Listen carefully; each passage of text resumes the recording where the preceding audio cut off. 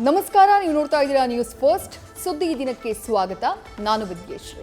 ಮೊದಲಿಗೆ ಈ ಕ್ಷಣದ ಹೆಡ್ಲೈನ್ಸ್. ದೇಶದಲ್ಲಿ ಚುನಾವಣಾ ಬಾಂಡ್ ಯೋಜನೆ ನಿಷೇಧ, ಜನರ ಮೂಲಭೂತ ಹಕ್ಕಿಗೆ ಧಕ್ಕೆ ಅಂತ ಸುಪ್ರೀಂ ಕೋರ್ಟ್ ಮಹತ್ವದ ತೀರ್ಪು. ಬಾಂಡ್ ಪಡೆದ ವಿವರ ಸಲ್ಲಿಸಲು ಪಕ್ಷಗಳಿಗೆ ಸೂಚನೆ.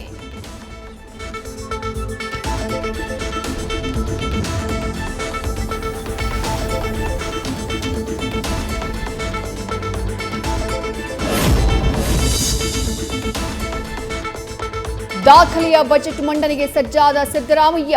ಗ್ಯಾರಂಟಿ ಹೊರೆ, ಕೇಂದ್ರದ ಅನುದಾನ, ಕುಸ್ತಿ ಜೊತೆಗೆ ಲೋಕ ಗೆಲ್ಲುವ ಹೊಣೆ. ಹಿಗ್ಗಲಿದೆ ಬಜೆಟ್ ಗಾತ್ರ, ಇಲಾಖೆಗಳಿಗೆ ಹೆಚ್ಚಿನ ಹಣ ಅನುಮಾನ.